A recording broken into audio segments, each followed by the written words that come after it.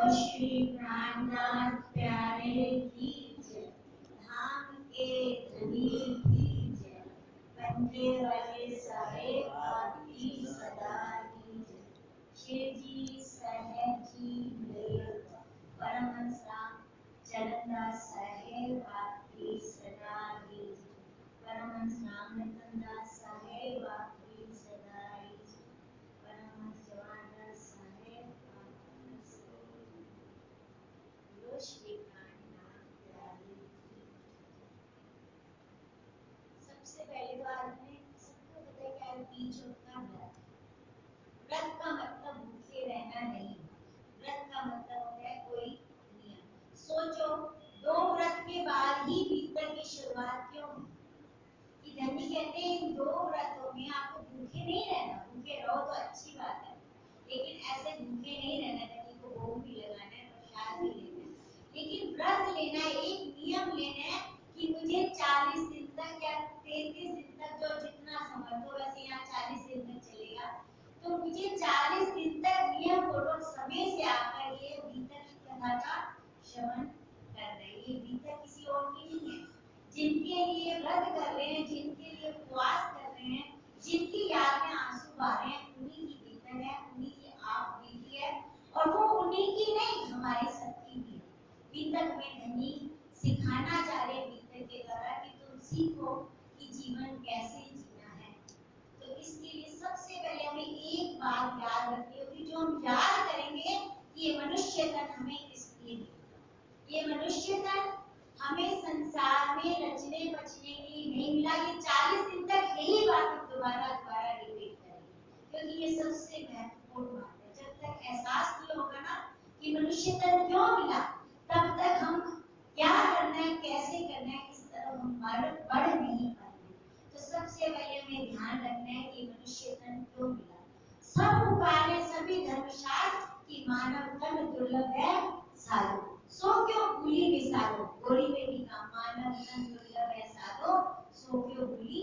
इसको विसारो मत। विसारो मतलब ऐसा नहीं कि मानव तन में जो जीवन हमें मिला है, जो फर्ज मिले हैं, जो निभाने के लिए मिला है, वो जीना है, लेकिन हमें ध्यान रखना है अर्जुन की तरह मछली की आंख पर कि हमारा लक्ष्य है हमारी आत्मा को परमात्मा से मिलाना। इस बात को नित्य प्रति याद रखेंगे, तब हम 40 दिन तक आ पाएंगे, और फिर 40 दिन के बाद भी अपने जीवन में सुधार पाएंगे। तो मानव तन क्या है?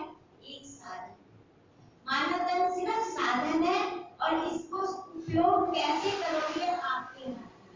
तो मानव तन साधन है। क्या किस चीज का साधन है? उस सत्य को पाने का साधन है।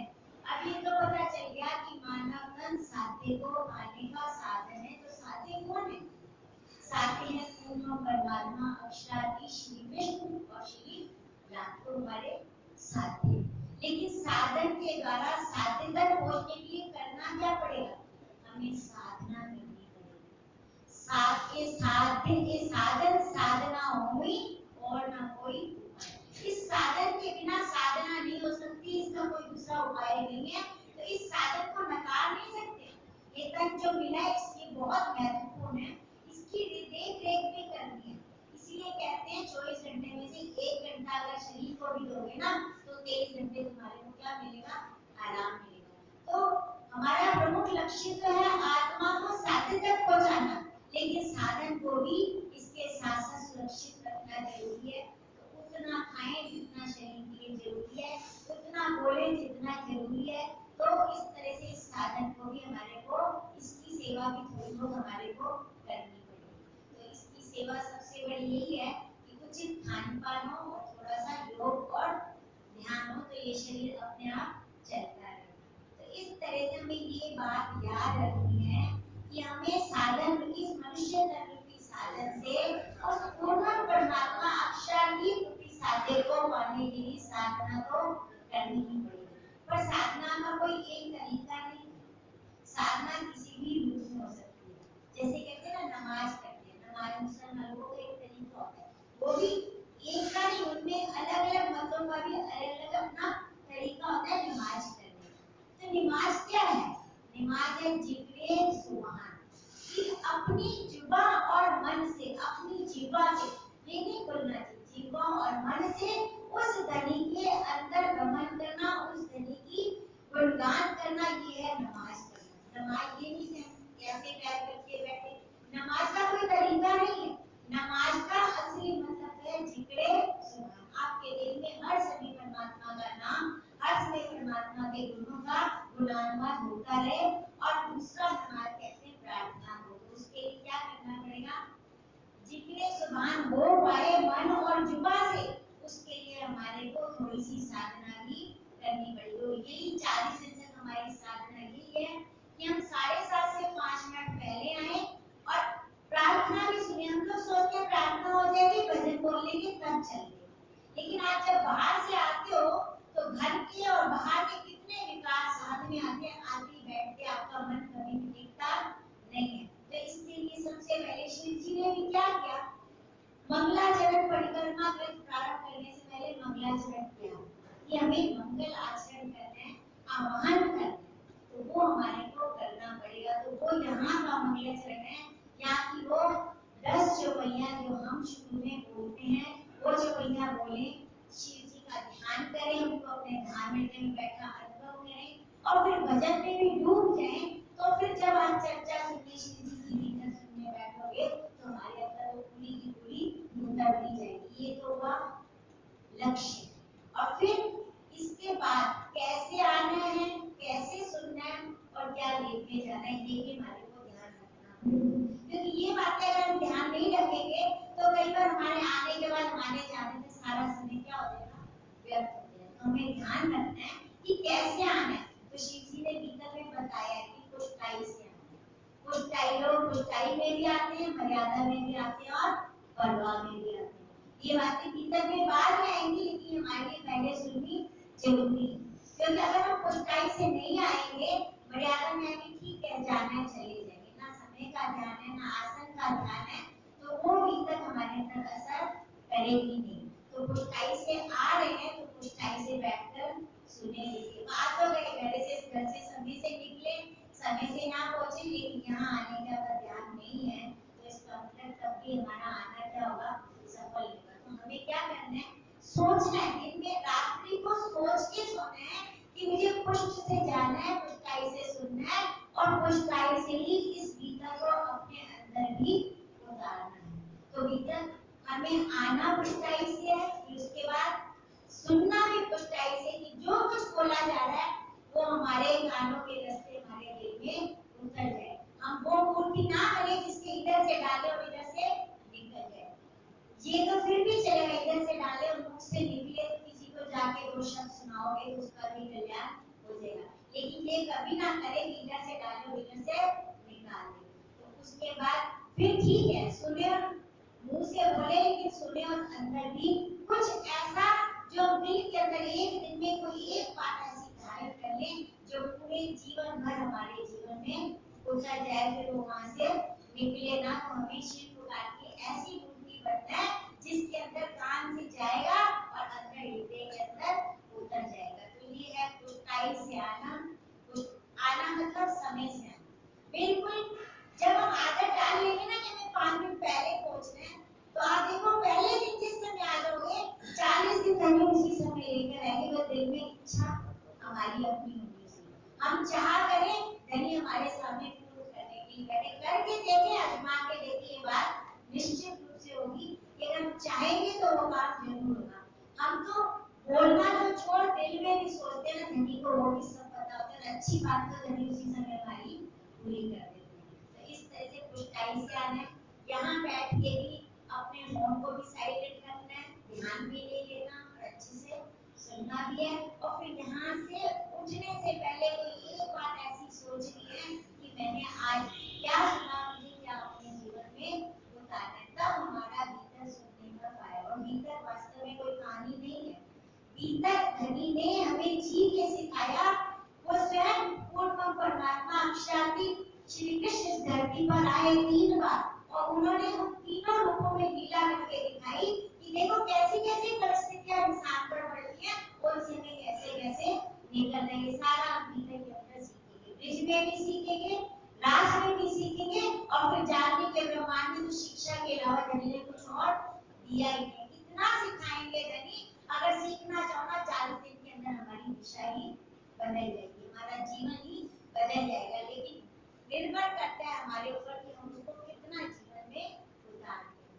तो अभी हमने जो प्रकरण बोला, ये प्रकरण आज प्रसंग ऐसा ही है कि शिव जी के यहाँ से पंचभौतिक तन के छोड़ने के उसमें हम लोग इन प्रकरणों को, हालांकि धनी हमारे बीच में से कहीं नहीं गए, कोई मत सोचे कि धनी यहाँ नहीं है, धनी नहीं है, लेकिन फिर भी हम जीवों को, जो दुनिया के जीव है ना, उनको विरह ऐसे नहीं आता कि आप लोग की धनी गए थे उस समय को याद करके, 400 साल पहले की बात को याद करके आज हमारे से, आज सोचो कितने कठोर जीव होंगे जो धनी के समय में भी रहे होंगे और आज भी हैं, आज भी पूर्ण जागृत नहीं हो रहे।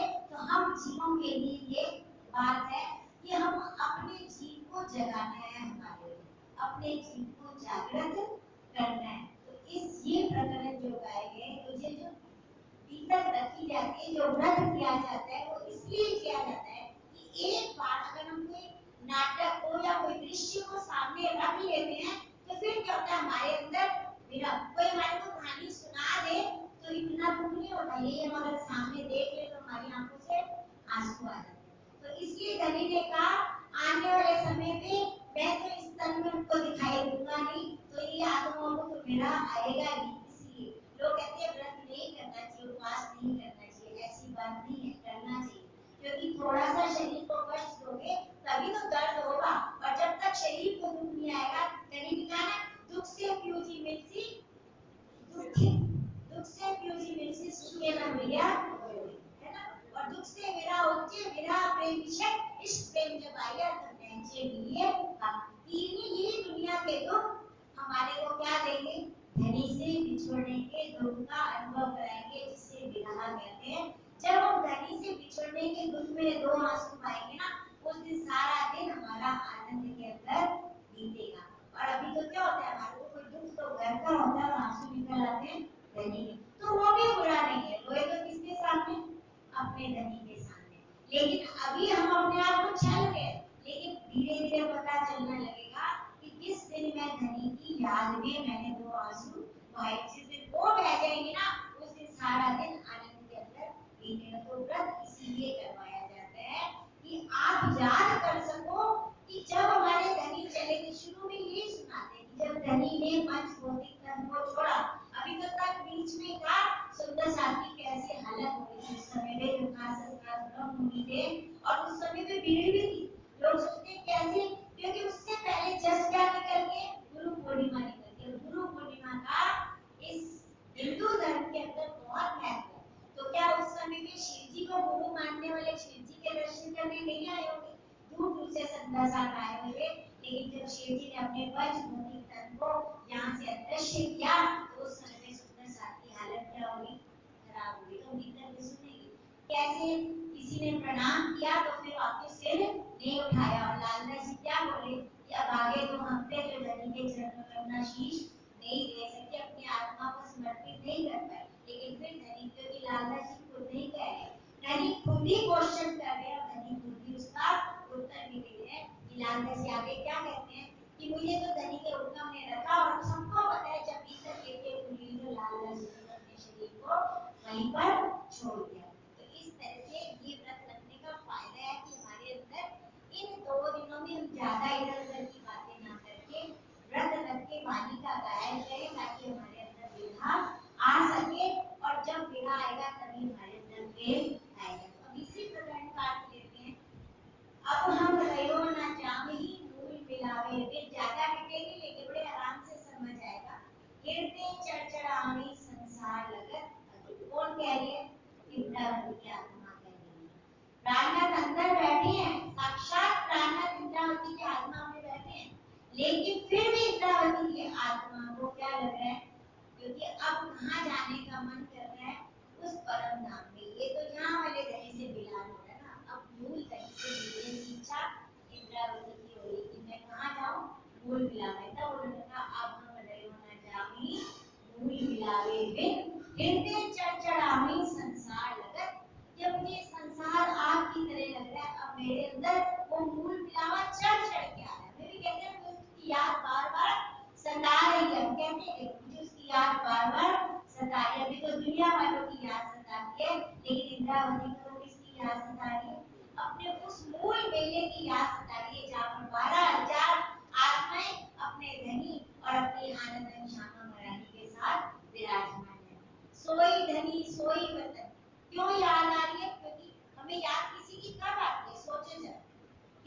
याद हमें तब आती है जब हमारे को उसके सुख याद आते। ऐसे कोई किसी को याद संसार में करता नहीं है। जब हमें उसके सुख याद आते हैं ना, पीछे से जब भी देखो कोई जाने वाला हो तो हमारे आप में आंसू कब आएंगे कि मैं उसके साथ ये करती, मेरा ये काम कर देता। कोई ना कोई सुख उसका हमारे साथ जुड़ा होगा जो हमें उसकी याद आती है। तो बहुत जल्दी ये संसार है, ये माया, इसमें मोह है, प्रेम कहीं नहीं है। जाने वाला जाता है तो थोड़े दिन में शिव जी वाणी में सब कुछ बताते हैं। गले में उन्होंने कहा अभी यहाँ से जाती है शरीर और आते घर के बंटवारे होने शुरू हो जाते हैं। लेकिन यहाँ इंद्रावती की आत्मा कह रही है कि मुझे क्या याद आ रहा है, सोई धनी सोई वसत, वो मूल मिलावे की सिंहासन पर बैठे श्रीनाथ श्याम जी का स्वरूप, उनकी शोभा श्रृंगार कैसे धनी के चरणों में बैठी है, मुझे वो बातें याद आ रही है। और वो मेरा सुंदर साथ जो 12,000 इकट्ठी वहां पर एक दिल एक तन एक गोली करके बैठी हैं, लेकिन यहाँ पर एक दूसरे को पहचानती नहीं है। तो यहाँ पर मुझे याद आ रहा है क्या, मेरे धनी, मेरी आनंद श्यामा महारानी और मेरा वो सुंदर साथ सोई विलास। अब देखिए डोरी खींची उनके हाथ, कहते हैं। और अब उस विलास को देखो कैसे मूल मिलावे में, कैसे परम धाम के झरोखों में, कैसे उपरात पहाड़ की चांदी पर मूल और मालिक पहाड़ के ऊपर टापू कोई की चांदी पर धनी के साथ कैसे लीला करते थे।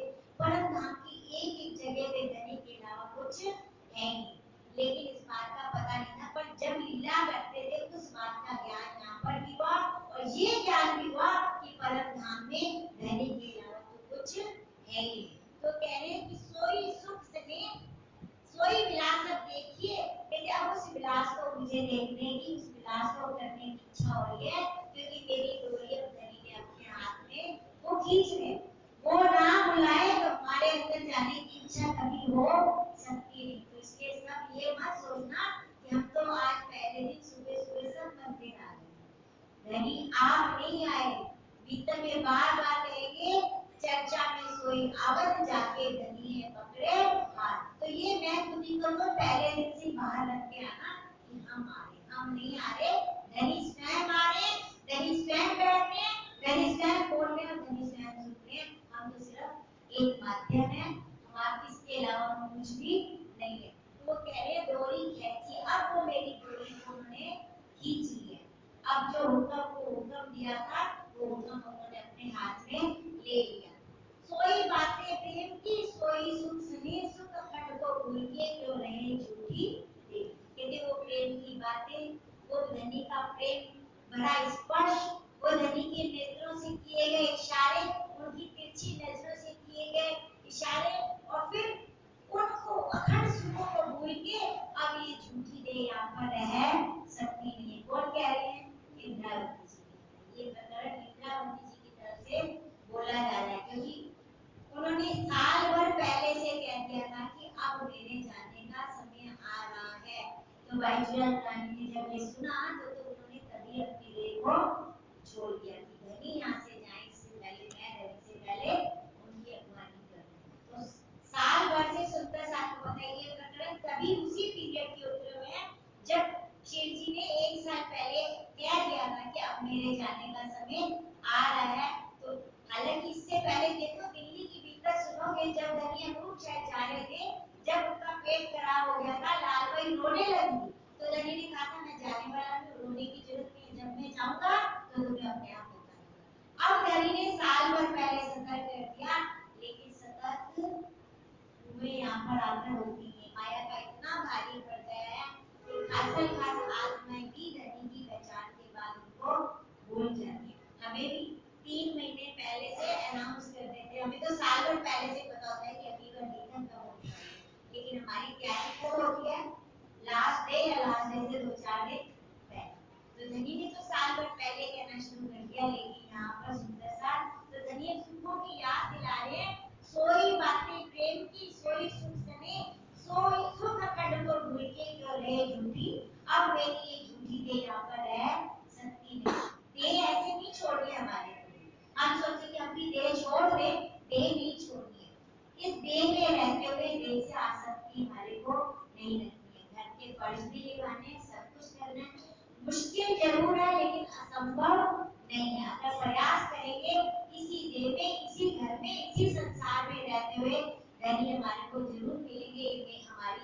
धनी से ये प्रार्थना है और हमारी ये दिली इच्छा है कि 40 दिनों में धनी सबको मिले और धनी ऐसा सुख दे कि हम जीवन भर उनको कभी फिर हमारे आगे माया का पर्दा आड़ा करके खड़ा न रह सके।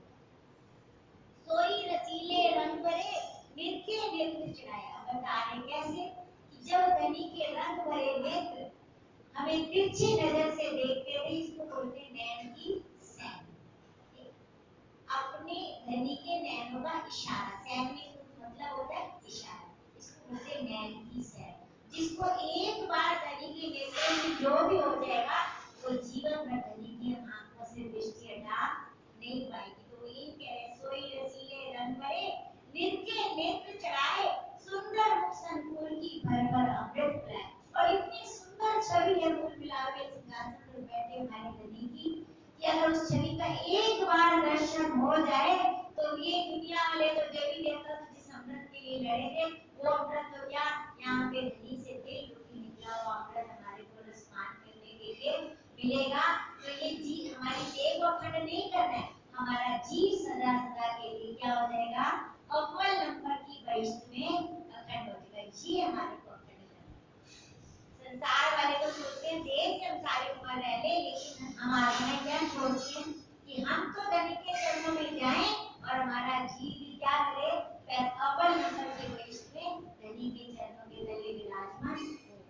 मोए नेक आदमी में धरती तो अंग निक से आए, कहते जरा सी जल की खुशबू आज हो जाए तो आत्मा इस शरीर से निकलने के लिए क्या हो जाती है, उतारू हो जाती है। अगर खुशबू आ जाए, एक बार धनी की खुशबू अगर आ गई ना तो संसार प्यारा लगना बंद हो जाता है। पर ऐसा नहीं हम संसार में प्यार नहीं करेंगे।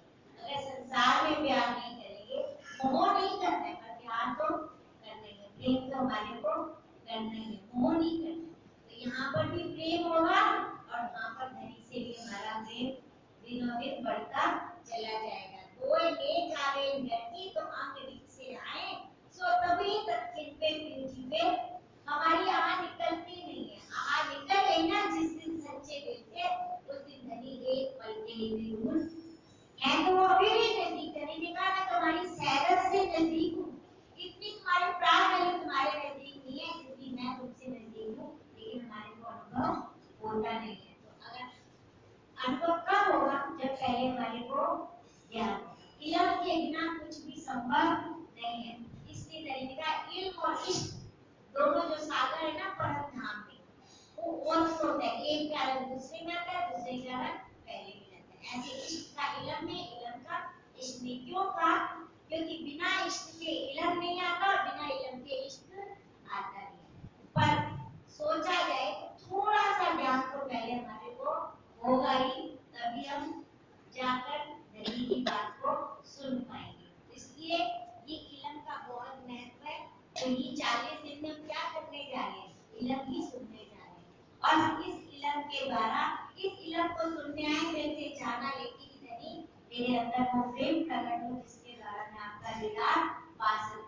इल्म ये नहीं सुनाए जिन दूसरों को नहीं सुनाना, ऐसा नहीं है, पर सोचे कि धनी का सुनाया सुना रही मेरे पास कुछ नहीं है। तो यहाँ कह रहे हैं सो तभी तत्किन पे पीछी पे अगर एक हवा दिल से निकल आएगी ना तो उसी क्षण धनी हमारे सामने हमारे को दिखाई दे जाएगी। बहुत दया घर चलते वचन न लागे, अंग इंद्रावती युते कठिन नील चलेगा पीछे। अब यहाँ इंद्रावती किसकी याद करके कह रही है, सतगुरुदेव चंद्र की याद, क्योंकि उन्होंने उन्हीं को धनी के रूप में पाया तो सही पर पहचान पूर्ण नहीं हो पाई। तो जब इंद्रावती को नहीं पूर्ण पहचान हो पाई तो हम तो फिर क्या, तो हम तो सोचते हैं 2-4 बार चर्चा सुने और फिर हमारे को दोबारा, पर ये इल्म तो दिन में, एक दिन में कम से कम 1 घंटा तो रोज इसका स्नान करना ही चाहिए। चाहे वो कहीं जाके करो, चाहे अपने घर पे करो, नहीं कहीं जाने की व्यवस्था तो धनी को सन्मुख बिठाओ और वाणी को पढ़ना शुरू करो, तो वाणी अपने आप अपने होगी। लेकिन अगर पॉसिबल है तो सतगुरु आते हैं, सुनाने वाले आते हैं, उनके मुखों से मुखारबिंद से भी श्रवण करेंगे तो वाणी थोड़ी जल्दी समझ में आनी शुरू हो जाएगी। नहीं तो आजकल तो टीका किया हुआ है, 3-4 जगह से वाणी का टीका, चारों जगह का टीका पढ़ लोगे ना तो अपने भाव भी अपने आप प्रकट होने आपको शुरू हो जाएगी।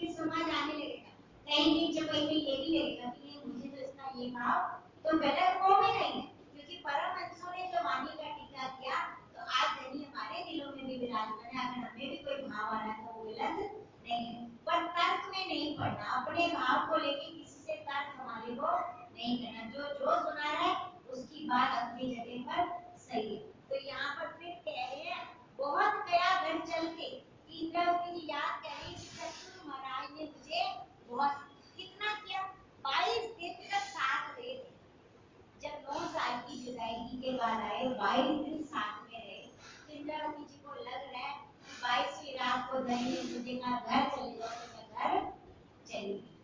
तो ये क्या हो गया? इतना समझाया कि मैं तेरे धाम हृदय में विराजमान होऊंगा, सब कुछ होगा, लेकिन फिर भी समझ में नहीं आई। कब तक समझ नहीं आएगी?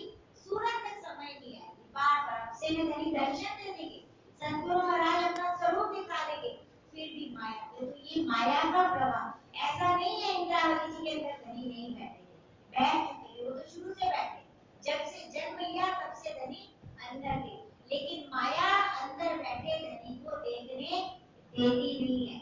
तो यहाँ तो सतगुरु महाराज ने 22 दिन तक समझाया, फिर उसके बाद नफसे ने दीदार भी दिया, लेकिन फिर भी क्या लग रहा है? सतगुरु कहाँ है? बिहारी जी के अंदर। अब जब सूरत के अंदर गादी पर धनी ने हाथ पकड़कर बिठाया, अपने संपूर्ण स्वरूप का दर्शन कराया, परम धाम का दर्शन कराया, तब इंद्रावती जी ने प्रतिज्ञा ली कि अब क्या प्रतिज्ञा ली? जो तातन की 5 चुपैया, वो प्रतिज्ञा के रूप में इंद्रावती जी के भाग्य से सूरत में प्रकट हुई। तो वो 5 चुपैयों में क्या करा है? उन्होंने एक तो अपने सतगुरु की महिमा गाई है। सतगुरु कौन है? स्वयं है। उनकी महिमा गाई है कि उनकी वाणी कहाँ की है, कैसी वाणी है, और मुझे उस वाणी को लेकर क्या करना है, और अंदर आगे तो फिर क्या करना है, ये सारी प्रतिज्ञा। और जिसके अंदर आ जाएगी वाणी क्या करेगी, ये सारी प्रतिज्ञा उन्होंने प्रार्थना मंत्र के अंदर 5 चुपैयों के अंदर कर दी। तो यहाँ वही कह रहे कि वचन न लागे, हमें भी ऐसा ही हम भी ये बोल सकते हैं, धनी बार-बार समझाते हैं लेकिन हमारे को चोट लगती नहीं है।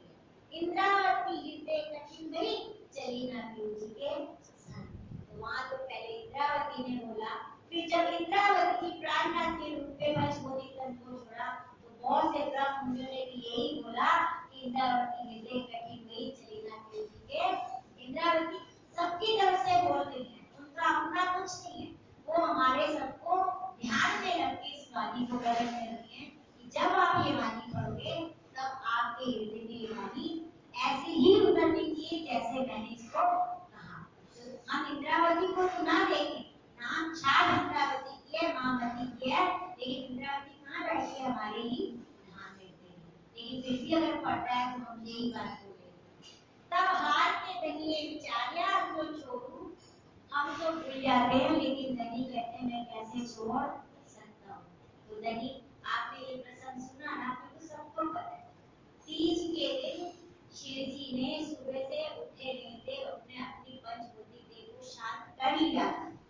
लेकिन जब छत्रसाल महाराज शाम को पहुंचे और उन्होंने धनी को प्रणाम किया, तो प्रणाम का जवाब नहीं मिला, तो उन्होंने तलवार उठाई। उस धनी ने क्या करा? तलवार को पकड़ लिया और क्या कहा? मैं नहीं जाने वाला, मैं तो तुम्हारे ही अंदर विराजमान हूँ। तो यही चुपई कह रही है, तब हार के धनी विचारिया क्यों छोड़ू अपनी अर्धान, वे बैठे माय आसन कर महामती हृदय अपम।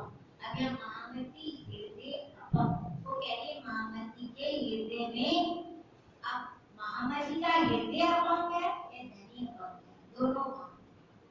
महामती का हृदय भी अपम है कि कुछ नहीं कर पा रही, फिर भी धनी आकर बैठ गए, और धनी भी अपम होकर महामती के हृदय बैठे थे। जो इंद्रावती ने किया वही इस संसार के अंदर धनी का हुक्म इंद्रावती बजाती चली गई, और पर अंदर बैठे कर कौन रहे हैं? धनी ने कहा अब जो इंद्रावती तू करेगी ना वही होगा। तो यहाँ पर धनी भी अपम होकर अपना कुछ नहीं, जैसा इंद्रावती ने चलाया, आपने सुना होगा रास में इंद्रावती ने धनी को सारी रातों में हराया। और फिर यहाँ की जाति में बोली भी थी कि धनी आपको पता है मैंने आपको बहुत कीमती बताई है, आप मुझसे बच के जा सकते नहीं। तो जो इतना वादा निभाएगा ना वही इस अधिकार को रखेगा कि धनी उसके हृदय में आकर बैठ जाएंगे, और फिर जो आत्मा चाहेगी धनी वही उसके साथ करेगी। तो जब हम कहते हैं ना कि कहते कभी तो कहते हैं कि हुक्म सब कुछ हुक्म के हाथ में, फिर कह देते हैं हुक्म के से दोस्ते बैठ ना सके। तो ये प्रक्रिया पहले जब तक हमारे हृदय में धनी नहीं बैठे, हमने अपने वायदे नहीं निभाए, तो हम हुक्म कह दिए, और जब धनी आकर अंदर बैठ देते हैं तो फिर हुक्म हमारे हाथ में आ जाता है। धनी कहते हैं हुक्म तुझको दिया, तुझे जो करना है तू कर, क्योंकि धनी को ये आत्मा सिवाय मेरे हुक्म के दूसरा कार्य कोई करेगी नहीं। इसलिए अपना हम भी करते हैं। अपने बच्चों को कब अपनी सारी चीज सौंपते हैं? जब हमें विश्वास हो जाए कि अब इस लायक हो गया, इसको ये अच्छे से संभाल लेगा। तो ये इसी वाणी में जो दो बातें कही है, वो दो बातें नहीं है, वो हमारी अपनी दो स्थितियां हैं। इसलिए धनी ने ये दो बातें कही कि हुक्म के धनी के हुक्म के बिना पत्ता नहीं हिलता, और फिर हुक्म के सिर तोड़ देके हनाएं बैठ सकती है। और ये दोनों बातें सत्य हैं। पहली स्थिति में हुक्म के बिना पत्ता नहीं हिलता, और जब यानी जीव की स्थिति में हुक्म के बिना पत्ता नहीं हिलता, और आत्मा की स्थिति में हुक्म धनी का हमारे हाथ में है। हुक्म के सिर तोड़ देके आत्मा बैठ सकती नहीं है। याद करो जो मांगया धनी खेल दिखाया कर, एक मामत के महबूब के सुख में हो साक्षी। कहते याद करो, ये कुछ और नहीं है। तो ये मत सोचना ये क्या हो गया, ये हमने खेल मांगा था जो धनी ने दिखाया, तो इस खेल को देखो। हमें एक अच्छा दृष्टा बनना ही पड़ेगा। अगर हम दृष्टा नहीं बनेंगे ना, तो फिर हम इस खेल को देख नहीं पाएंगे। और खेल को देखने के लिए क्यों भेजा? क्योंकि खेल को देखने के बाद परम धाम के आनंद की अनुभूति हमारे को हो पाएगी। तो अगर कोई अच्छा दृष्टा नहीं बनेगा, तो परम धाम का अनुभव भी ले। और अच्छा दृष्टा क्या होता है? अच्छा दृष्टा वही होता है जो कुछ भी घटित हो जाए ना, उसको यो भी ना हो, वो होता है अच्छा दृष्टा। यानी उसके अंदर हिलता नहीं है कुछ, क्योंकि उसको क्या पता है कि जो कुछ हो रहा है मेरे धनी के हुक्म से हो रहा है, मेरा इसमें कुछ चलने वाला नहीं है। 3 घंटे की पिक्चर देखने जाते हो, कुछ भी कर लो, जो पिक्चर में चल रहा है उसको बदल, चाहे आप हीरो को कोई मारो, आप खड़े होकर सीट पे मारना शुरू कर दो, हीरोइन रोल दो, आप रोना शुरू कर दो, पर आप उस पिक्चर को बदल सकते नहीं हो। तो इसी तरह से आपकी भी जो पिक्चर यहाँ तैयार हो गई है, उसको आप पर उसके अंदर खुश आनंद की अनुभूति कब होएगी? जब हम उसको समझ ले कि धनी की बनाई हुई लीला है। हम तो कहाँ बैठे हैं? मूल बिलाव में धनी के चरणों तले बैठे हैं। यहाँ पर तो सिर्फ खेल सुरता के द्वारा खेल देख रही हैं। जिस दिन ये बात अंदर तक उतर जाएगी, तो यहाँ की कोई भी बात हमारे ऊपर असर करेगी। हम एक अच्छे दृष्टा बन जाएंगे। आज यही पॉइंट लेके जाना हमारे को, कि एक अच्छा दृष्टा एक या 2 दिन में नहीं बनेगी, 40 दिन में भी नहीं बनेगी, क्या पता 40 साल भी लग जाए और उसका अगले दिन में भी बनना। ये भरोसा नहीं है, पर दिल में धारण आज से ही करिए। क्या पता धनी कल ही बना डाले।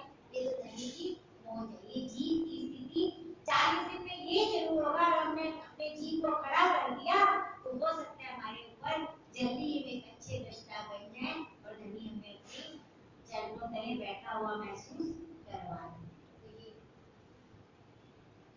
तो ये खेल है, इसको सिर्फ देखना है और हमारा अपना मांगा हुआ है। कभी ना कहें कि फलाने ने मुझे दुख दिया या उसने कैसा बुरा किया।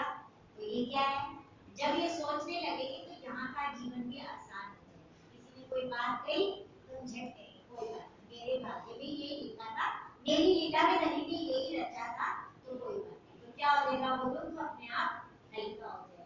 मोहम्मद के महबूब के जब अच्छे दृष्टा बन जाओगे, तो उस महबूब के सुखों में साफ चेत। फिर तो धनी का एक इस संसार में इतनी सी की कृपा भी तुम्हारे को दिखाई देने, और धनी का दर्शन यहाँ किस रूप में होना है हमारे को? धनी की कृपा के रूप में। फिर दुख में और सुख में बराबर की कृपा का अनुभव हमारे को होने लगेगा। ऐसा नहीं है सुख में अनुभव हो रहा और दुख में।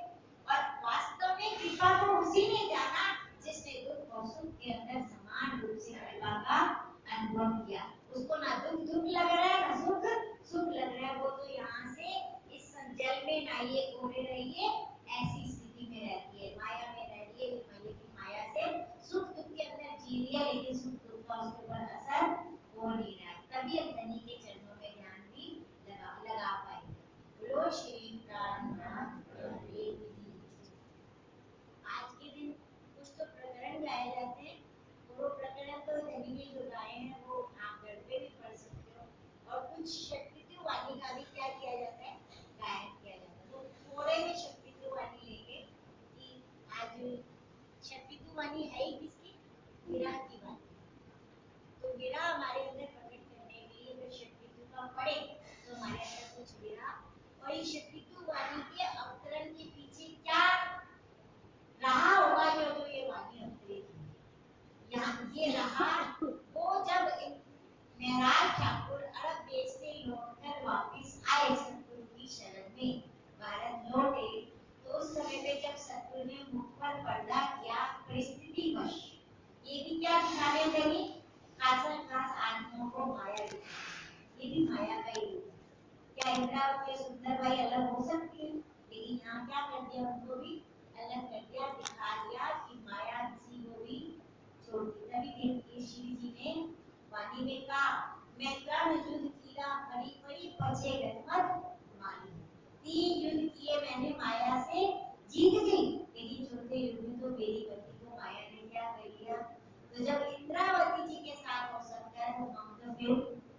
क्या है सतर्क रहे तभी कहते हैं क्या बल कैसी कायर माया को जो गए सागर में गई सामने कूद जो चढ़िया उसी सो कैसी दिखाई कि जो माया है माया ने कहा इधर चल तो चल दिए तो वो क्या बताएंगे कि माया कितनी बड़ी है माया ने कहा मंदिर नहीं है मैं घर पे बैठ गए तो फिर क्या पता लेकिन जब घर से माया के विरुद्ध निकलेगी ना तब पता चलेगा कि माया कितनी बड़ी निकलने में आपके अंदर से प्राण निकलेंगे तब जाके पता चलेगा कि माया क्या बल कैसी कायर माया को जो इस माया से हार गए वो धरती का वो कायर है जो गए सागर में गए जो इस मोह सागर के अंदर रच गए हैं उनको मतलब ही नहीं है कि देह क्यों मिली है हमारी आत्मा को क्या चाहिए हमारा जीव कैसे छुटकारा पाएगा इन बातों का अगर पता ही नहीं है तो वो क्या करने की तरफ कदम बढ़ेगा तो कहते हैं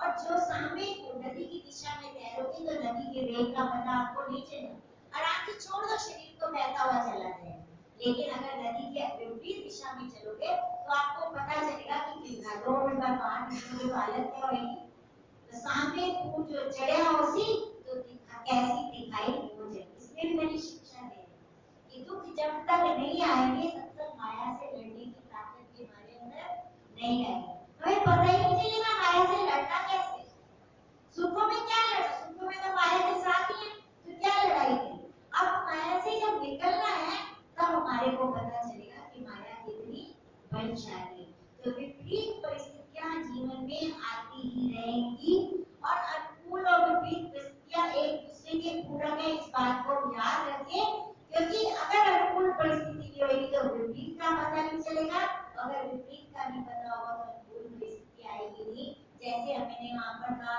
धनी ये दुख क्या होता है धनी ये मौत क्या होती है धनी ये बिछोड़ना क्या होता है लेकिन परम धाम में हमें कुछ भी बता नहीं तो धनी ने क्या किया इस खेल में भेजा सच्चिद आनंद अनंत और अद्वैत वाले परम धाम से असत जड़ दुख और अद्वैत वाले संसार के अंदर हमारे को भेजा किस लिए वो सच्चिद आनंद अनंत और अद्वैत की पहचान कराने के लिए यहाँ पर हमारे को धनी ने भेजा तो यहाँ पर घबराए ना और जो धनी के साथ जुड़ा रहेगा धनी की वाणी पढ़ता रहेगा धनी की वाणी को समझता रहेगा उसे अपने जीवन को उतारता रहेगा उसे संसार की एक भी परिस्थिति कभी भी विचलित कर नहीं पाएगी आप अपने ये भीतर हम सुनने जा रहे हैं हमारे साथ गुरुदेव जी हमारे श्री ब्रह्मनाथ जी दोनों ने जीवन में कितनी विपदाओं को सहा क्या कभी वो विचलित हुए कभी न तन देने से सोचा न धन देने से सोचा और न मन जिसका तन और धन चला जाता ना मन तो अपने आप चला जाता लेकिन हम पहले क्या करते सबसे पहले कंजूसी तन को और धन को देने की तो तन और धन धीरे धीरे आदत डालो देने की तो मन अपने आप धनी के चरणों में जाना शुरू हो जाए तो भीतर में हम सारा महीना यही सुनने वाले हैं कि किस तरह से मैं अपना तन और धन धनी को अर्पित करना तो अब शक्तित्व की वाणी में तो ये शक्तित्व की वाणी का अवतरण कब है जब सतगुरु महाराज ने पर्दा किया तो उसके बाद 2 साल तो कहाँ रहे श्री जी घर पे फिर भाभी ने ताना मारा बिना ताने के क्या आता दिमाग में कि मैं कोई काम करूं आज हम भी घर में खाली बैठे रहे हमारे मन में ना आए तो कोई तो मेरे को ठोकेगा कि नहीं ठोकेगा कि खाली बैठे हुए हो तो वहां पे भाभी का ताना भी पूरा नहीं था सोचा जाए तो वो भी जरूरी था तो 2 साल कहाँ जाके रहे लला जी के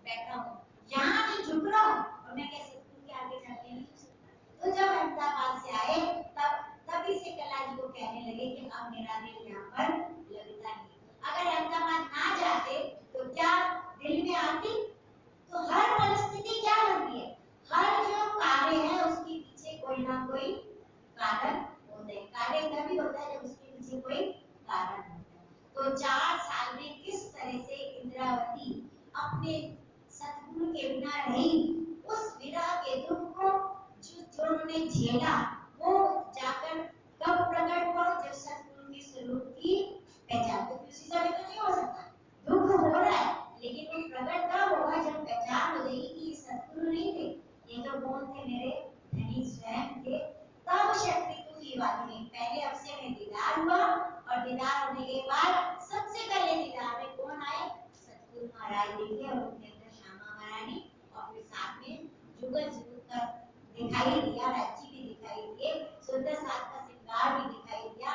तब जाके उसके बाद शक्ति की वाणी का अवतरण हुआ कि मैंने क्या किया, अपने सतगुरु की पहचान नहीं करी, और फिर इतना समय अपने जीवन का मैंने अपने सतगुरु के बिना ऐसी।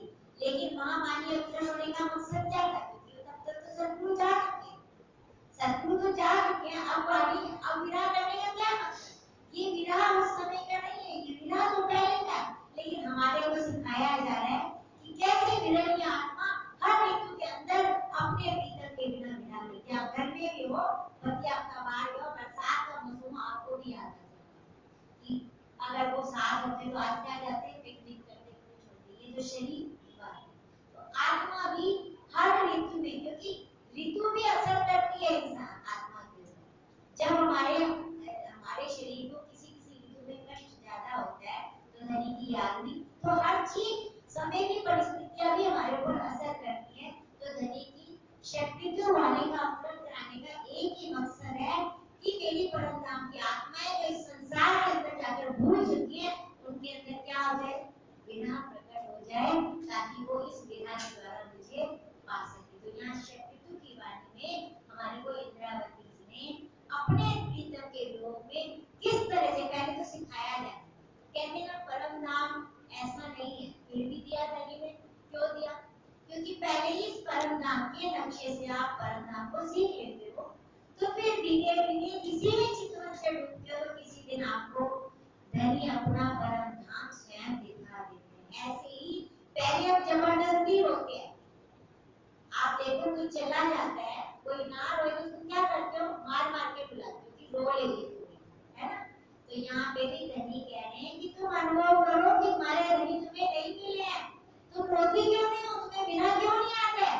तो विरह करना हमारे धनी हमारे को शक्ति की वाणी से सिखा रहे हैं। तो कैसे हर ऋतु में कैसे विरह कर रहे हैं, इस तरह कुछ एक एक दो जगहों से, क्योंकि आधा घंटा शक्ति की वाणी काफी लंबी है, तो एक दो जगहों से कि किस तरह से ऋतुओं के अंदर हमें विरह आता है और क्या क्या हमारे सामने परिस्थितियां आती है, ये सारा इंद्रावती जी अपने अनुभव को शक्ति की वाणी में अपने उस 4 साल के अनुभव को 1708 से लेकर 1712 तक के अनुभव को उन्होंने अपने इस शक्ति की वाणी में जाके क्या कर दिया, शब्दों में ढाला।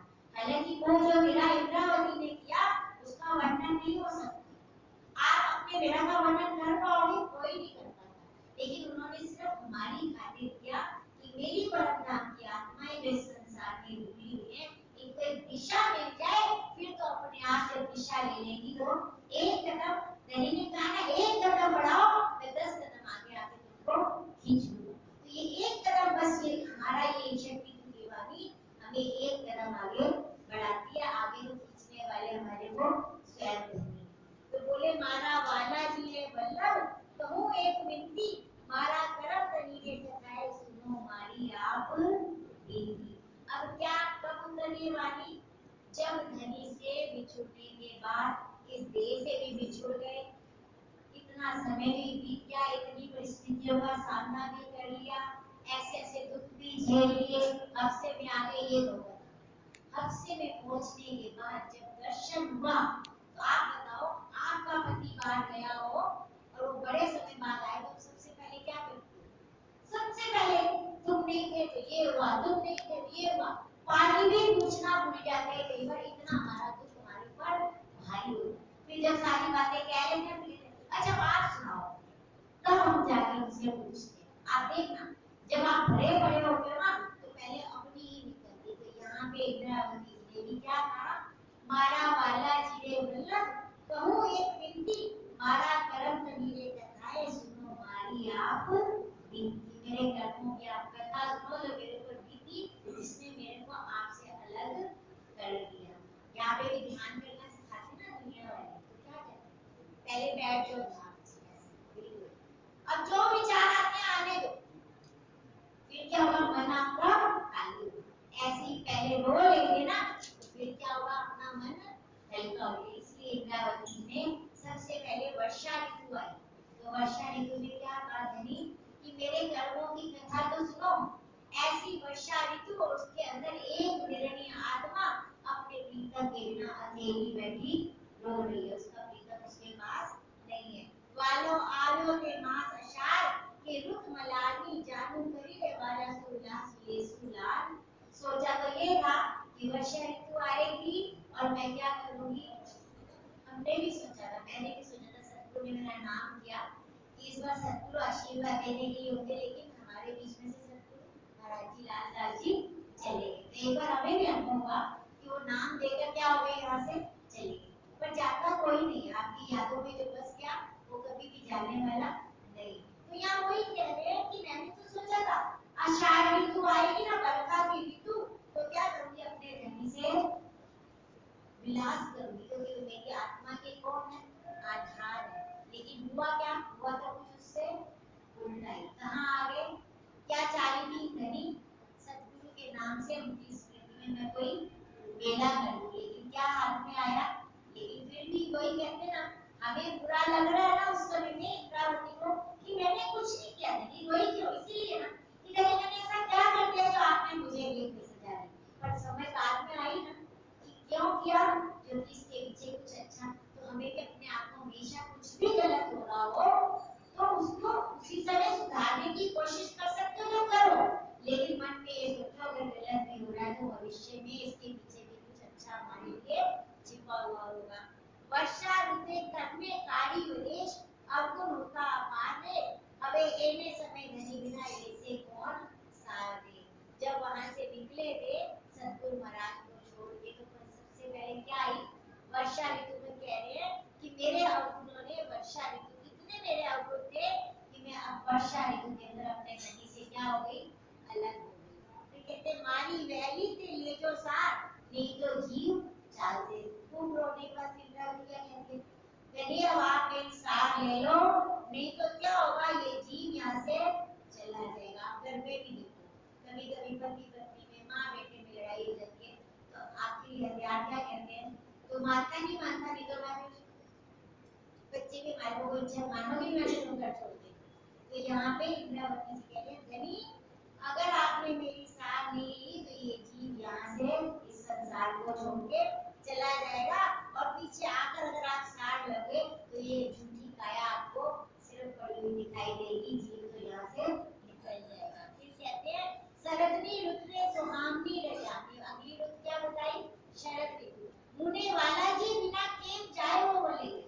शरद ऋतु में क्या होता है, एकदम सारे पेड़ पौधे हरे हरे हो जाते हैं, पत्तियां फूल भी फूल जाते हैं, ये वर्षा के बाद वाली ऋतु है। और वर्षा ऋतु में तो क्या होता है, पेड़ अभी मैले होते हैं, पानी बरसता है साफ, लेकिन शरद ऋतु में पेड़ एकदम क्या हो जाते हैं, हरे हरे दिखाई देने लगते हैं। तो मुने वाला जी केम बिना केम जाए वो भलैया, पूरे विदेश ना तुझी मुने खिल वर्षा सो गाए। धनी आपके बिना, यानी कि धनी के बिना ये संसार है विदेश है। अगर धनी यहाँ पर है तो यही अपना घर है, क्योंकि धनी अगर दिल में विराजमान है तो कहीं दूर नहीं है, और अगर धनी नहीं है तो ये क्या है, एक तरह से विदेश है। तो कहते धनी आपके बिना इस विदेश के अंदर मुझे एक एक क्षण क्या लग रहा है, बरसों की तरह मेरा ये क्षण बीत रहा है। तो हमें कभी ऐसा लगा, एक दिन धनी के बिना रह लेते हैं हमारे को क्या होता है, जागृत पर वो कब होगा, वो भी हमारे साथ भी हो सकता है कि एक दिन हम धनी को याद ना करें तो अगले दिन खराब बचे, इसलिए हमें अभ्यास चाहिए। पहले हमें तो ये 40 दिन देंगे, आप देखो 40 वर्ष में मेरा बंसी स्वरूप को दर्शन हुए, 40 वर्ष में मलकी स्वरूप को सतगुरु देवचंद जी का दर्शन हुए, और 40 वर्ष में हरकी स्वरूप श्री कान्हा जी को भी दर्शन हुए। तो 40 का महत्व बड़ा है, और इसके पीछे रीजन क्या है कि 40 दिन तक आप कोई काम कर लेते हो तो आपका शरीर उसका अभ्यस्त हो जाता है, तो फिर आपसे उसके बाद छोड़ोगे तो आपके अंदर क्या बचेगी, फिर तड़प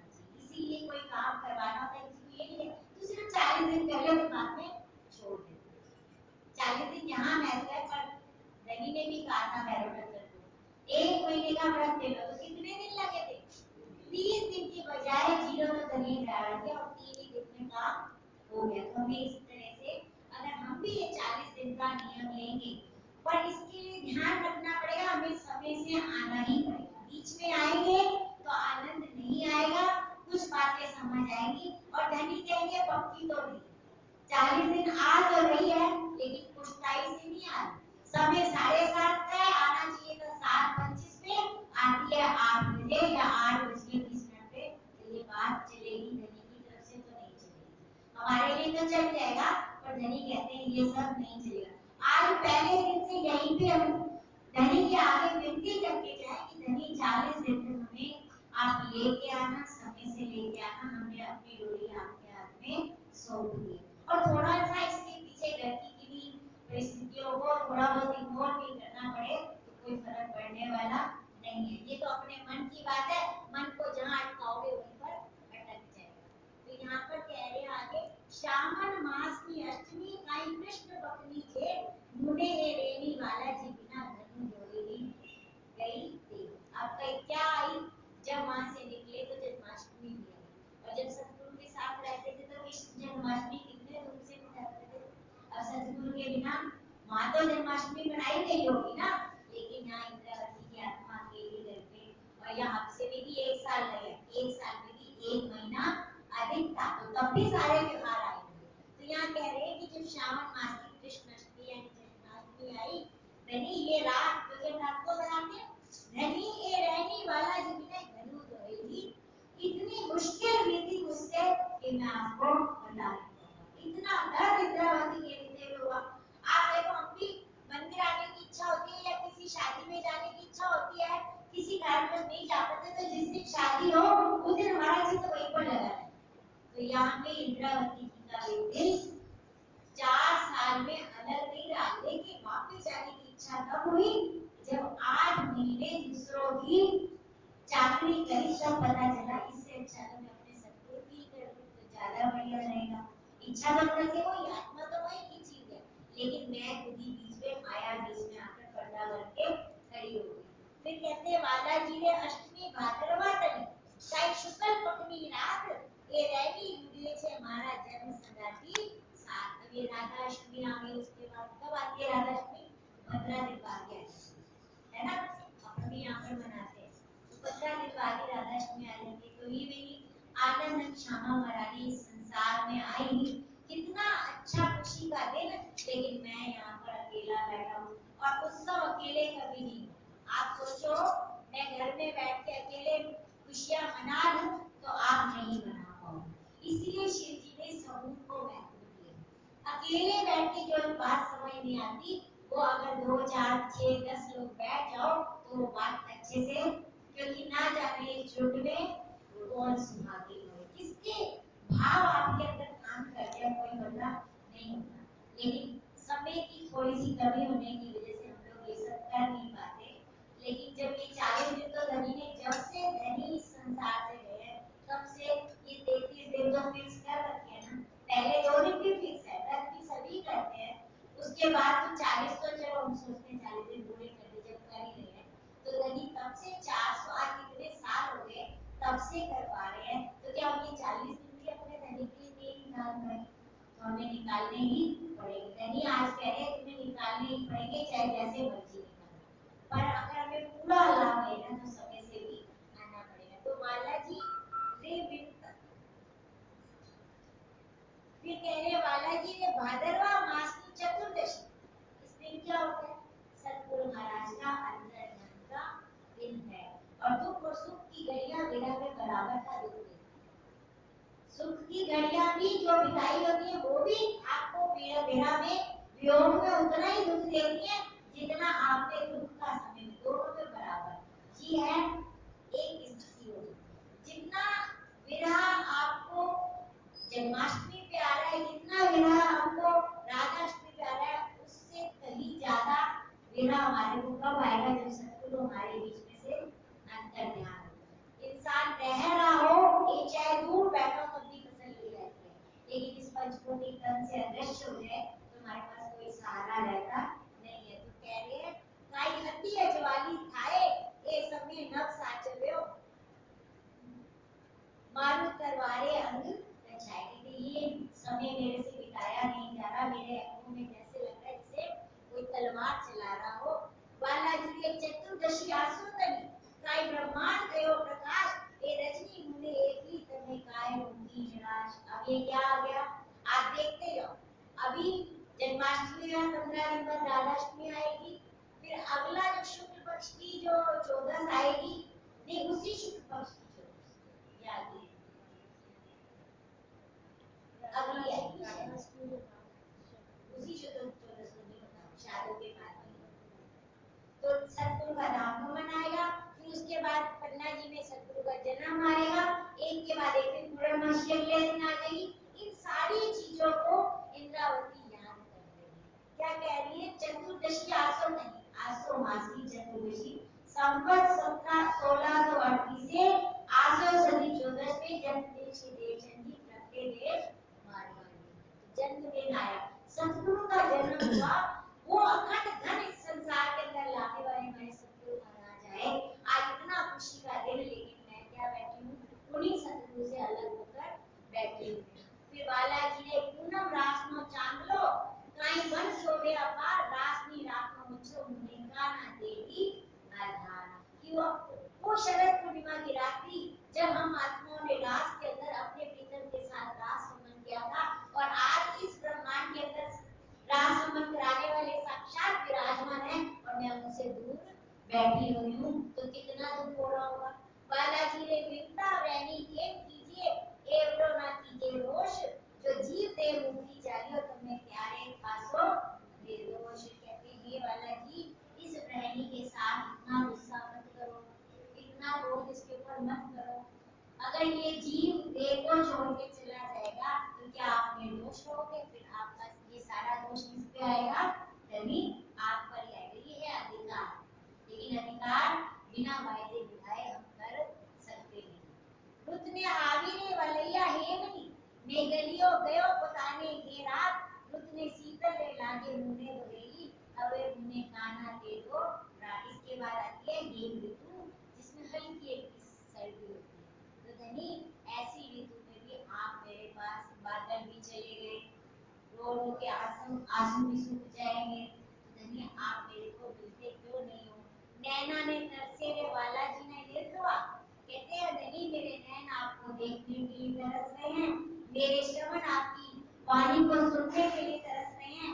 वाचा ने तरसे रे बालाजी सुवादरी, और मेरी जो जिह्वा है वो आपसे बातें करने के लिए तरस रही है। जानू कड़ी कड़ी काटू लुधियानी जान, कि मैं आपके वचनों को सुनकर, आपसे बातें कर आपको नैनों से देखकर अपने हृदय की अग्नि को क्या करूं? शांत करूं। साथ में बली बैसो छो ज्यारे शांता, क्यारे हम बिना तमने के। अब कह रही नहीं, जब आप सुंदर शाम के साथ बैठते थे तो आपको मेरे बिना कैसे अच्छा लगता है? पूछ रही है। वीरावन कभी भी सवाल भी करती है। तो इंद्रावती पूछ रही है, आप सारे सुंदर साथ में इकट्ठा करके क्या आपको मेरी याद नहीं आती होगी? मुने ने मारा वलैया तब बिना पल, मुझे तो आपके बिना एक एक पल प्रलय काल की तरह, मतलब युगों की तरह महसूस हो रहा था। अन्य जानो रे दुख अनंत से अपन जानो दुख नेम हमारे बालाजी बिना रे हवे जे घड़ी तेरा जीव में घनु। हम बोलते हैं सुपन मा दुख सया बिना रासमा, जागता दुख ना सेवाए लगा। कि जब तक पहचान नहीं तब तक तो वियोग का पता ही नहीं था, तो पता ही दुख तो फर्क ही नहीं पड़ा। लेकिन अब जब पहचान होगी, यानी अब आपसे बिछड़ने का दुख हमसे सहन नहीं होता। तो यहाँ पे कोई कह रहे अनजाने में तो नहीं, मैंने जितना दुख सहा कोई बात नहीं, अब जब पहचान होने के बाद, अब पहचान पूर्ण कहाँ हो गई? हमसे के अंदर पूर्ण पहचान हो गई। वो सद्गुरु नहीं थे, वो तो साक्षात मेरे धनी थे। तो बालाजी बिना रे हवे जे घड़ी तेता जीव में कठोर धनु, धनी आपके बिना ये जीव को ये घड़ियां बड़ी कठिन लग रही हैं। उसके बाद कहते हैं वही रे बसे थे रे व्रज लेपना, मारा जीव कर जो मां कोए एज पूरी मैं हमें रहता है वतन बंदा जोर के। कि मेरे कर्म कितने कठोर हैं, ऐसे कर्म है जो वज्र लेप की तरह, जो छूटते ही नहीं, पत्थर की तरह कठोर मेरे कर्म, उससे ऐसे चिपके हुए हैं समय में वज्रलेप एक सजा होती, बहुत पुराने समय में कोई दोषी किसी ने खून कर दिया तो क्या करते थे, एक मरे हुए व्यक्ति को उस व्यक्ति के पीछे पीठ चीर के बांध देते। तो थोड़े दिनों में क्या हो जाता था, जिंदा व्यक्ति की कोशिकाएं तो वापस से डेवलप हो जाती थी। अब वो उस मुर्दे का बोझ लेके चलता था तो कितने दिन जी पाएगा, आखिर एक दिन तो मौत, लेकिन कितनी कठिन मौत। तो यहाँ इंद्रावती जी कह रहे हैं मेरे जो कर्म है ना वो वज्रलेप की तरह कैसे हैं, कठोर हैं। मारा जेब कर जो है मेरी तरह तुम कोई भी मत। क्या किया इंद्रावती को, क्या सिखाया कि धनी ने मेरे से मुझ पे पर्दा लिया था ना, मैं तो सतगुरु के चरणों में बैठ सकती थी, अगर बैठी जाती 2 दिन 3 दिन 4 दिन 5 दिन नहीं, महीने बाद कभी तो धनी पिघल जाते। लेकिन मैंने क्या किया, अपनी नैन बुद्धि को बीच में लाके मैं वहां से उठकर, क्योंकि दोनों को दिखाना, अगर इंद्रावती जी बैठी रहती तो उनको कैसे पता चलता कि माया कैसे भारी हुई है, उनको कैसे पता चलता कि संसार में आके मेरी भी मैं यहाँ पर जीव की मैं भी काम कर रही है। एज पूरी माया में रहता लड़मड़ा जीवों के होए। एक शहर में हम रहते हुए भी ये शहर मेरे लिए रेगिस्तान की तरह क्या है, ये शहर जहाँ धनी नहीं तो संसार उजड़ी, वहां पर बसी बस्ती में उजाड़ के समान। वो ऐसा किसको महसूस होगा, आपके घर में खूब आनंद हो, लेकिन जिन आत्माओं को चोट लगी हो धनी की, वो कहेंगे क्या करूं घर में बैठ के, मंदिर में सत्संग चल रहा है, मुझे क्या करना है यहाँ पे। तो यहाँ पे उस आत्माओं के लिए ये संसार भी क्या हो जाता है, बसा बसाया घर भी उसको गिराने की तरह लगता लगता। आप कहते हैं शीत रुत प्यूरी तम बिना मुने अति खामनी थाए वो बलिया वायरे उतर केरो वागरो केता मारे दरबारे गाए। कि धनी ये शीत ऋतु आपके बिना बहुत मुश्किल बीत रही है। इसमें एक तो हवा इतनी तेज चलती है जो शरीर को क्या करती है, तो यहाँ पर अगर दुखों की हवा चल रही हो, धनी की छाया ना हो तो हम एक पल भी जी ना सके। लेकिन अगर धनी ने हाथ पकड़ रखा हो तो दुखों के अंदर की आत्मा दौड़ जाती है, उसको असर भी नहीं होता। फिर कहते हैं शीत रुते पत्र जेम हरव्या जेम बसत बिना मंडाए रंग ने रूप रुत रही हरी लिए बचे सुखी भाग्य लिए खाए। जैसे शीत ऋतु में आपने देखा होगा, जैसे शीत ऋतु आती सारे पत्ते झड़ जाते हैं, तो कहते हैं शीत ऋतु में जैसे धनी सारे पत्ते झड़ जाते हैं और वृक्ष खाली हो जाते हैं इस बसंत के बाद, है ना। तो कहते हैं ये बसंत बिना, जैसे बसंत के बिना वनराय की हालत होती है। वनराय मतलब इस सृष्टि की जो प्रकृति है, इसकी बसंत ऋतु के बिना क्या हालत होती है, एक भी पत्ता। अब उसके बाद बसंत ऋतु आएगी तो फिर क्या होगा, वापस से पेड़ पौधे हरे भरे हो जाएंगे। तो कह रहे शीत ऋतु में जैसे पत्ते इस तरह से धनी, इस शीत ऋतु ने आपके बिना मेरे को भी सूखे हुए पत्तों की तरह बना दिया और मैं इधर उधर डोल रही हूँ। क्या होता है, सूखे पत्ते का कोई अस्तित्व होता है, अपने मूल से छूट जाता है, तो मूल से छूटने के बाद उसका कोई अस्तित्व नहीं रहता। तो यहाँ पे इंद्रावती यही कह रही है, जैसे शीत ऋतु में प्रकृति की हालत होती है, ऐसी धनी मेरी भी हालत ऐसी है। जब आप नहीं रहे तो मैं भी शीत ऋतु के सूखे पत्तों की तरह। प्रेम मारा जीव में तम बिना और शेनी पेरे जाए, अबे रखे राखो खिन तम बिना पूरी मेरी लागू छू पाए। कहते प्रेम मारा जीव ने तम बिना, इसी तरह से मेरा जीव इस ऋतु में हमारे आपके बिना उसकी भी यही हालत हो रही है। फिर कहते हैं माया नो मेलो घनो जो नहीं आवे ते बीजी बार, रखे जाने माया मेलो ना खाए ते माटे गलुच को उतार। अब कह रहे धनी परम धाम में तो साथ दे, लेकिन करना तो मिलन यही पर है। तभी कहा इतनी बैठे घर जागे ना, मिलन तो धनी यही करना है। तो माया नो मेलो घनो दुर्लभ, धनी संसार में मेला बहुत दुर्लभ है। ये तो आपकी कृपा से यहाँ पर हो गया, लेकिन फिर क्या हुआ, मेरे कर्मों की वजह से मैं अलग हो गई, नहीं आया दोबारा ये मौका मिलने वाला भी। तो हम कभी ना सोचे कि जैसे हिंदू धर्म में माना जाता है कि पुनर्जन्म का वो है, लेकिन मुस्लिम धर्म में पुनर्जन्म की बात नहीं। हमें तो खास तौर पर ये सोचना है कि धनी इतना ऐसा कुछ करो कि अब इसी जन्म के अंदर आपको पा सके, फिर दोबारा जन्म लेना नहीं लेना है। तो कहते हैं ना ही तो मंगा निकाल हो जो बिगड़ी गाज आए काल मुझो मिल गई उससे इतनी एक तो मैं आपका दीदार मांगती हूँ, दूसरे आपसे मीठी मीठी बातें करना चाहती हूँ कि मंगा दीदार जो भी बिगड़ी गाज आए धनी पूंजी ऊर्जा मुझसे ये मेरी आत्मा के धनी आप मुझसे आकर यहीं पर आकर बातें करो। धनी पूंजी ऊर्जा मुझसे हित दिलाए तेरे पसंद जीत ले थे तू ही ये उपाय। धनी वो बात बताओ मुझे क्या मुझे किस तरह से मिलोगे, वो उपाय बताओ जिससे कि मैं आपको पा सकूं, क्योंकि हमारे पास कोई उपाय आप सोचो जिस दिन आपके दिल में कोई बात कोई ना आज मैं बाहर रख दूं, आज मैं मेरे से तो ये आप नहीं कर रहे, ये धनी आपके दिल में जाते हैं तब जाके आप उस काम को कर पाते हो, फिर भी हम तो कई बार नहीं कर पाते, फिर धनी फिर खींचते बाद में याद दिलाते हैं तब जाके तो कह रहे धनी पूंजी दूजा मुझसे हित गलाए तेरे पसंद जीत ले से तू ये उपाय। फिर आत्मा क्या बोलेगी, खाने जी जाने की भूख जिसको मची रहेगी ना आप धनी को पालेगी वही बोलेगी खाने जी जाने की मुंह कर पर बदल मुझो धनी जो चाहो वो करो। ये कब कहोगे जब तड़प ऐसी हो जाएगी कि दुनिया आपको आग की तरह लगेगी तब ये निकलेगा, और ऐसे तो बोलोगे ना तो खुद ही बोलोगे खींच लोगे।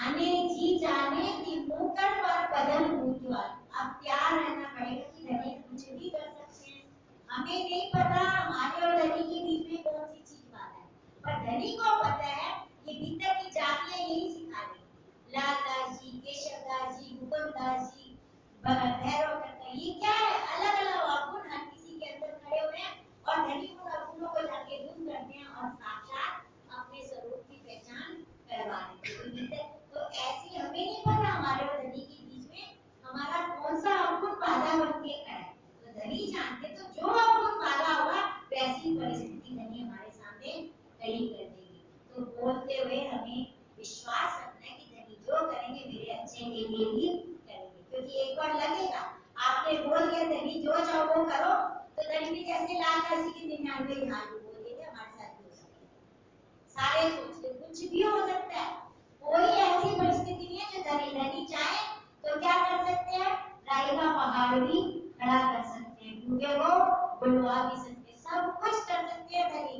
आप धनी के सामर्थ्य में शंका कभी मत करना, जब बोलना तो अंदर दृढ़ता से बोलना कि धनी मैं हर परिस्थिति के लिए तैयार हूँ, माने जी जाने कि मुकर पर बदल पूजो हाथ सीख कर की पश्चात होंगे इस दुनिया में रीगा, कुछ ऐसा करो जिससे मैं आपको देख सकूं और आपकी मीठी मीठी बातें सुन सकूं। तो यहाँ कह रहे हैं माया नो मेलो यूं दुर्लभ नहीं आवे देवी की बात, और हम भी हमारे लिए कह रहे हैं कि ये माया का मेला दोबारा आने वाला, क्या पता दोबारा अगले जन्म में हमारे कर्म कैसे हैं, अगर ज्ञान नहीं होगा वापिस मनुष्य जन्म मिलता है नहीं मिलता, और मिलता है तो सही वाली मिलती है कि नहीं मिलती कोई भरोसा नहीं। राजा भरत ने किया था ना, छोड़ के चले गए थे और जब गए तो अर्थ समय में ध्यान किसमें अटक गया, इंद्री के अंदर अटक गया, तो दोबारा जन्म किसका हुआ, इंद्री का हुआ कि नहीं हुआ, चाहे सारा जन्म क्या कर रहे थे, तो इसलिए कहते हैं अर्थवती सो गई। और उसके लिए अभी किसी ने बताया कि क्या करना चाहिए, अंत में हमारी मति धनी की तरफ रहे तो कैसे रहे, क्योंकि लास्ट समय में तो पता नहीं क्या होगा, तो हम रोज मरे, कैसे मरे, रात को सोया हुआ आदमी मरे के समान, और की बात तो सोने से पहले 20 मिनट आधा घंटा अपने अंदर आते विचारों को देखें कि हमारे अंदर क्या पहले देखें, फिर हमें ज्ञान होगा कि क्या आ रहा है और क्या आना चाहिए। ये तो हमें पता है क्या आना चाहिए, हम सारे चाहते हैं कि रात को सोते हुए धनी का दीदार करके सोए, चाहते ही नहीं चाहते, लेकिन बस में नहीं होता, अगर मन सारा दिन माया के अंदर भटका होगा तो सोते हुए वही बातें आएंगी। तो हर दिन मर के देखे, मरने से पहले वाली स्थिति का अनुभव करके देखे, और जब यहाँ पर वो स्थिति में हमारे से धनी का नाम निकलना शुरू हो जाएगा तो शायद जी की कृपा होगी तो अंत समय में भी हमारा ध्यान धनी के चरणों में ही रहेगा। तो ये दोबारा माया में एक तन मिलने वाला बहुत मुश्किल है, रखे जानो माया में तो ना थाए के माटे करूँ इसलिए कि यहाँ मिलन दोबारा, और इसलिए मैं आपसे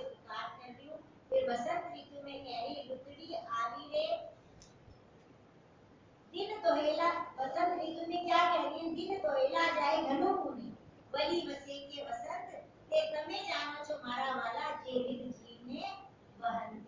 किस तरह से एक जीव आपके बिना रह पा रहा है, इस बात को कह रही है। और बसंत ऋतु के बाद में क्या आता है, होली का उत्सव आता है, तो उस उत्सव को याद करके कह रही है, उदासीना नो ओछो अति रूप आवी रमु अबीर गुलाल चोवा चंदन अनेक रचा मुछाती करो बालाजी ने लाल। क्या करते थे होली के समय में, जब धनी सन्मुख होंगे, आज भी आपके समय सतगुरु बैठे हो, तो आप सतगुरु को रंग लगाते हो नहीं लगाते, खेल रही हो ना होली, तो वो भी खेलती इंद्रावती भी अपने सतगुरु के साथ। लेकिन आज होली का बाहर तो रंगों की बाहर छा रही है, लेकिन धीरे धीरे में तो धनी सिवाय विरह के, सिवाय वियोग का दुख झेलने के अलावा और मेरे पास कुछ नहीं है। ये बातें सुनने के लिए नहीं है।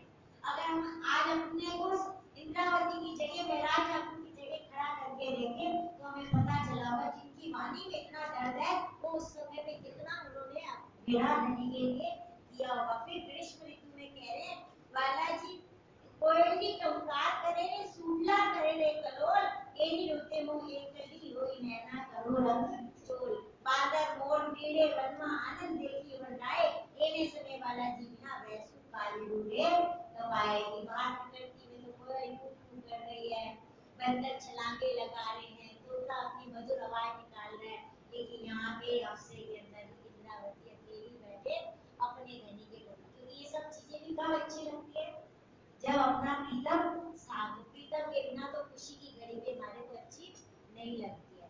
तो इसके बाद कहते हैं, मेलो दुर्लभ ते माटे नहीं आवेगी जीवार ते माटे जीव कल्पे मारो मोतन पूरी मलबा आधार। कहते हैं ये इस तन में, इस मनुष्य जन्म में धनी का मिलन दोबारा होने वाला नहीं है। तो धनी, लेकिन इसलिए मेरा जीव कलप रहा है कि एक शहर में हम बैठे हुए, मैं अपने नूतनपुरी के अंदर बैठी हूँ और फिर भी अपने अपने प्रीतम से मिलने के लिए क्या कर रही हूँ, रो रही हूँ। सुंदर शिव मुखचन सामने त्यारे जीवने काजे लागे गाए पर चूंकि अवसर जो पहली तो न आवे हाथे। सतगुरु की मुखार में से जब वाणी सुनती थी तो मेरे कलेजे में क्या लगता था, चोट लगती थी, लेकिन अब वो वाणी भी मेरे हाथ पे, वो मौका भी मेरे हाथ से छूट गया। अब कहते नहीं, 6 ऋतुएं क्या कम थी जो एक अधिक मास आपने और दे दिया, पहले ही समय नहीं बीता और एक अधिक मास धनी और आ गया। तो क्या कहती है अधिक मास के अंदर, सुनो रे वलैया तुम्हारी बीतत बात आपदा ने दुख तुम्हें क्या दीना रे, इतना दुख क्या पहले कम था जो एक महीना और आपने मुझे यहाँ पर सताने के लिए बढ़ा दिया। अब लेकिन अधिक मास के अंदर कह रही जारे जीव तो निद्रा माए तेनो ते जुओ विचार पर जारे निद्रा उड़ाड़ी धनिए जारे केम रहे बिना। जब तक जीव निद्रा में है, अज्ञानता में है, उसे पहचान नहीं है, तब तक तो रह लेगा। लेकिन जब ज्ञान हो जाएगा, तो ये ज्ञान कब हुआ, अहमदाबाद में जाते ये ज्ञान हो गया और तब से तड़प मच गई और बुलावे आने तो जल्दी से समेट कर अपना नाम वहां पर शिवधनी के चरणों में पहुंचने की इच्छा है। लेकिन अब यहाँ कह रहे हैं धनी, इतना रोने के बाद फिर क्या करनी पड़ती है, हिम्मत भी करनी, रोते हैं सारी उम्र। तो यहाँ इंद्रावती कहती है धनी, अब बस जो हो गया हो गया, अब आप मेरे से नहीं मिलोगे तो फिर शक्ति वाला जी ने वही थी तेने थया ते 12 मास एवडो ग्रह तेम दीदो रे वलिया तमने हजीना पूछी त्रास वल्लभ तनो रहना खमाए वली ने वसे की अपना प्रमोद पूरी माय प्रमोद दीदो हवे मनोरथ छे। अब मेरा जो मनोरथ था वो आपने क्या किया, प्रमोद पूरी। तो यहाँ पर अधिक मास के अंदर इंद्रावती की आत्मा बल पकड़ती है वो धनी से लड़ने को। तो आगे है शक्ति तो कलश है तो बहुत बढ़िया भैया, लेकिन धनी 9 बजे का समय है तो हम इसी समय इसको पूर्ण करेंगे। तो बस एक कोई शक्ति के कलश की पढ़ेंगे। वचन वाला जीना मालेरा रे लागे मुने मिठड़ा रे लागे सबलाओ चर्चा मिठड़ी वांडे वचन जे ताकम धनारे हमें नहीं देखो निर्वाणे। ये धनी, अब आप मुझे अपनी मधुर मधुर वाणी सुनाओ। अब मेरे को सुनने का बहुत मन कर रहा है और मैं आपकी चर्चा को सुनना चाहती हूँ, क्योंकि ये जो तारतम के वचन है ये ही सब कुछ है, इसके बिना कुछ और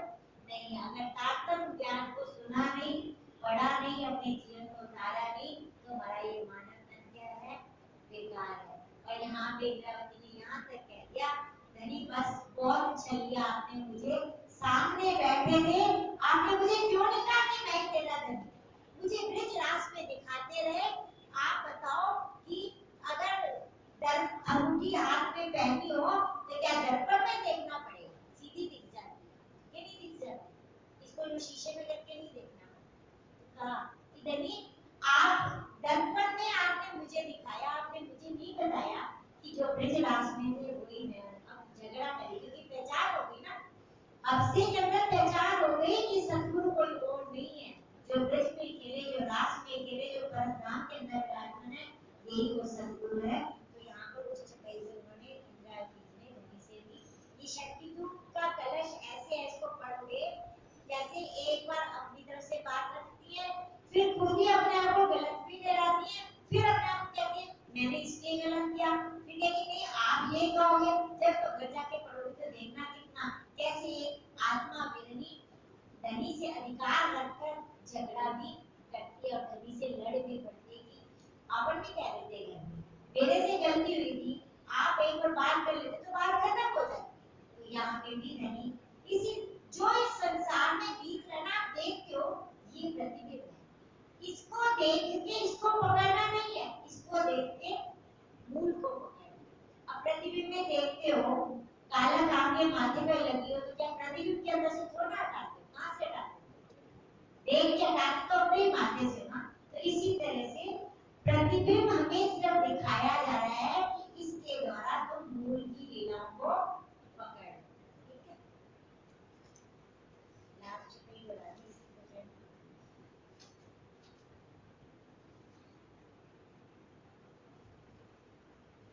सात भूतों ने इंद्रावती पासे वाले पूरी तेरी आस, सकल मनोरथ पूर्ण तैयारे, बलिया के रास प्रकाश, बलिया तेरे रास प्रकाश। नई व्यक्ति है जो इंद्रावती के साथ रहेंगे, धनी उनकी सारी आशाओं को, उनके सारे मनोरथ को पूर्ण करेंगे, पर गलती से मनोरथ संसार का मत कर लेना, कमाया धन बेकार चला जाएगा, मनोरथ करना तो धनी को मानेगा ही करना। ये बातें हमें बार बार सतर्क रहना पड़ता है, ऐसा नहीं होता कई बार सोचते धनी आएंगे ये करेंगे फिर मांग क्या बैठते हैं, दुनिया की चीजों में जो धनी का दर्शन हो वहां से भीतर